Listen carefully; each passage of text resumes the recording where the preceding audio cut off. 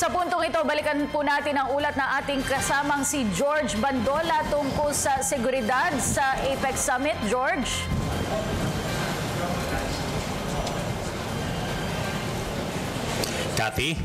Cathy, naririnig mo na ako?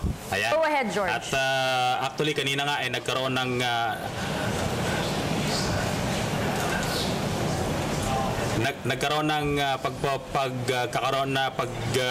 briefing ito, pansamantalang pagsasalita itong si Chief Superintendent Wilben Mayor ng Philippine National Police, kaugnay pa rin ng patuloy na ina-implementang security o mas mahigpit na seguridad na ipinapatupad dito sa loob at labas ng pinagaganapan ng Asia-Pacific Economic Cooperation. Mula doon sa mga lansangang samantalang isinara ng mga otoridad, lalong-lalo na sa kahabaan ng Roas Boulevard at yung mga kanugnog na mga lansangan kung saan meron mga di umanong report na maraming nagrereklamong na stranded o naharang dahil na rin sa higpit ng security.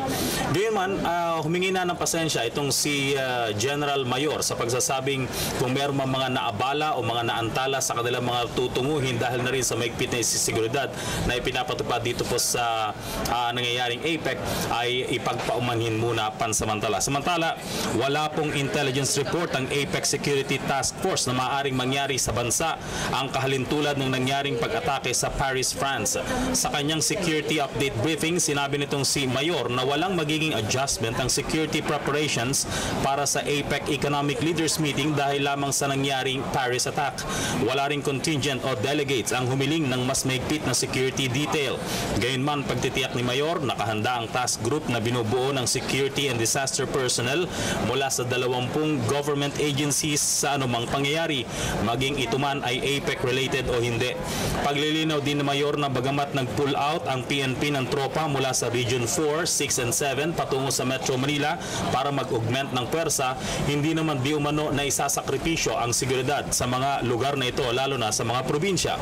Maigpitan niya ang kautusan ni Chief PNP Ricardo Marquez na paigtingin ang anti-criminality operations sa mga lugar na hindi pinagdadausan ng APEC. Kasabay nito, nakiusap si Mayor sa mga relihista na huwag nang balaking magsagawa pa ng protesta sa mga lugar na malapit sa APEC meetings, lalo na sa mismong araw ng Leaders Summit.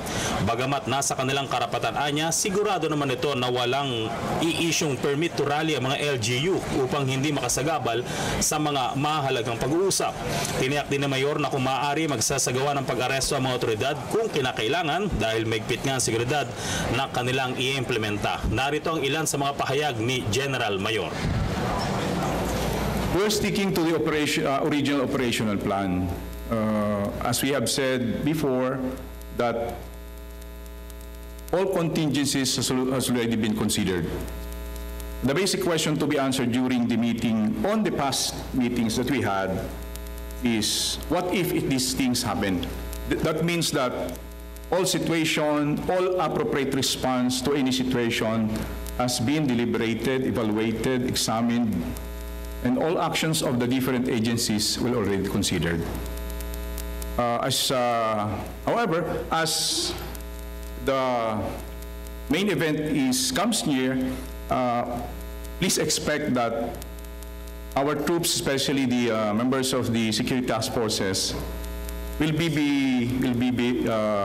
very visible.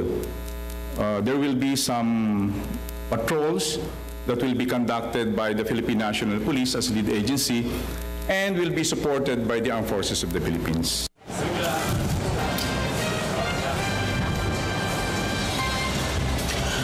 Ang pahayag ni General Wilben Mayor ng Philippine National Police, at sa susunod na 3 araw magkakaroon pa ng araw-araw na briefing o security briefing dito po sa International Media Center ang PNP, kaugnay pa rin ng kalagayang pang-seguridad sa nangyayaring APEC meeting. Para sa Telebisyon ng Bayan, George Bandola.